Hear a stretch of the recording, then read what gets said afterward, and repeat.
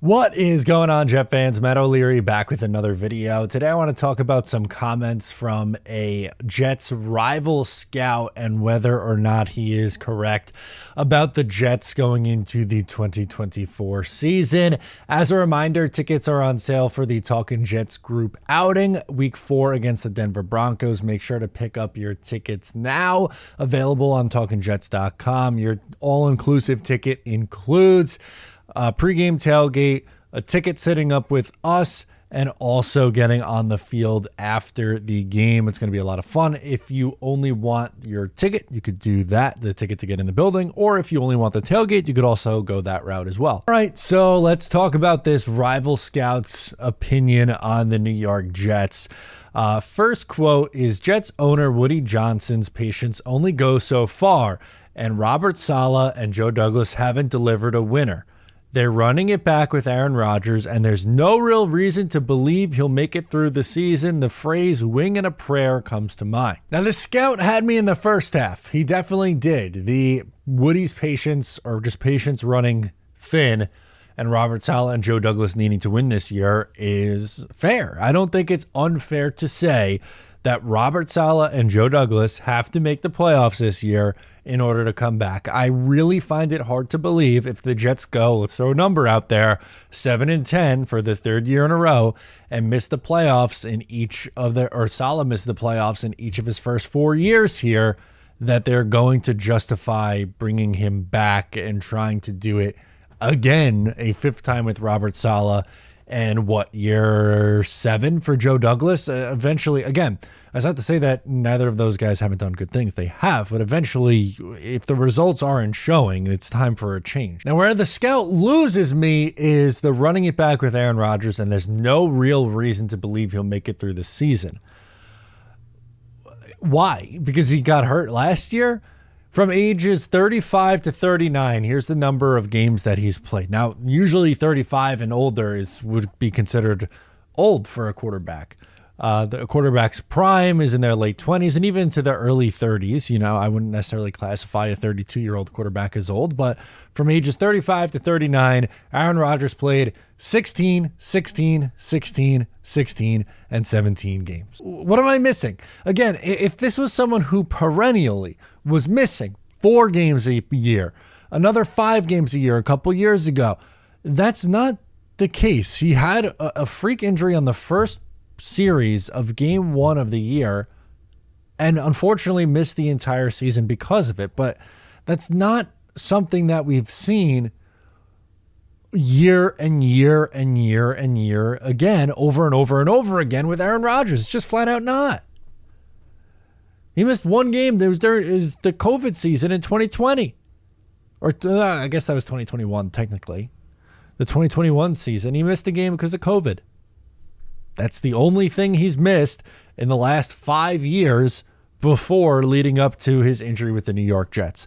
And that's not to say that there aren't you could have slight concerns, but the phrasing of this wing and a prayer is not accurate. That's not an accurate description of what the Jets are doing, because if they really were just in a spot where it was Aaron Rodgers, they didn't have anything on offense, they didn't have anything on defense, and they were saying we are banking on a 40-year-old Aaron Rodgers to be the only thing that we have, then that's a completely different story. But they have an elite level defense. I would argue somewhere at worst, the top 3 defense in the league. At worst, top 3 defense in the league. You also have Garrett Wilson, who's put up back-to-back 1,000-yard seasons with the worst quarterback play in the league, and Breece Hall, who had a monster season after coming back off the injury. And that's not even getting to the offensive line yet, which we'll do in the second part of this quote, which also loses me. Finally, they get some decent offensive linemen in the building, the scout said. Tyron Smith and Morgan Moses aren't long-term solutions to the problem Douglas keeps failing to address properly, but they should be able to keep Rodgers standing. Are we just going to leave out what the Jets did with the 11th overall pick? Is that not a part of the equation here, that the Jets added Olu Fashanu in the NFL draft in round 1? Also, a year ago, they used a second-round pick on a center. So they've used premium capital each of the last 2 drafts to get young guys in here in Joe Tippmann and Olu Fashanu. You also signed John Simpson to a 2-year deal in free agency, and he's still young. He's 26 years old. You have Elijah Vera Tucker coming back, who everyone around the league really likes. Unfortunately, he got banged up the last 2 years. But do they have no contingency plan after Tyron Smith and Morgan Moses? They do. They flat out do. Again, if they ignored that, if they did not draft an offensive lineman in the first 2 rounds each of the past 2 years, then I would say, okay, yeah, that's a major issue. But that's not the case. This is not me coming out and saying that the Jets are this perfect team and they are without any flaw, because that's unfair. No team in the NFL goes undefeated all the way through, wins every single game. The last team to do that was the Dolphins in the 70s. It's a long time ago. Teams get beat, teams lose games, things go wrong, adversity happens, and it's about how you overcome that. Are there legitimate questions about, some of the veterans on this team and their health? Yes, that is something that is going to make or break the Jets' year. Same thing with the coaching staff. There are some things you could point to and say, yeah, this might be a problem. But I feel like these 2 quotes from this rival scout are completely diminishing what the Jets have accomplished over the last couple of seasons.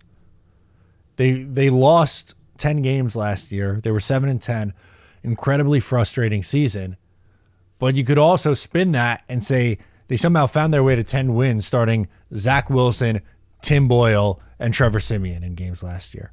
They lost games to the New England Patriots, Atlanta Falcons, and Vegas Raiders off the top of my head, where they gave up 16 points or less in each one of those games, and they lost because they had no quarterback. Their offensive line, they were on the 13th different offensive line. They set themselves up for this year where quarterback won't be as big of an issue as it was last season, and they are significantly deeper on the offensive line. If, God forbid, Aaron Rodgers does miss some time and you have to turn to Tyrod Taylor, can the Jets not find a way to win a couple of games with Tyrod under the helm? I mean, hell, they found ways to win. Again, I just feel like a broken record. I just rattled it off, but they won games with Trevor Siemian and Zach Wilson starting last year. Tyrod Taylor's a better quarterback than both of those guys, even at this point in his career. So I really, honestly, I don't want to hear it. This is such a lazy narrative take. The hope and the prayer thing with Aaron Rodgers, that there's no contingency plan, is completely false. It's completely false. This roster isn't only built around Aaron Rodgers. They are significantly improved on the offensive line. They have a very good young receiver in Garrett Wilson. They have a very good young running back in Breece Hall. They have the best defensive line, best linebacker duo, and best cornerback duo according to the Pro Football Focus rankings. This feels like just hating to hate, which I get it, because a lot of people hate the Jets and a lot of people hate Aaron Rodgers, but keep that chip on your shoulder, Jets fans, because I don't think it's going anywhere. Let me know your thoughts on this down below in the comments. I'm Matt O'Leary. I'll catch you guys next time.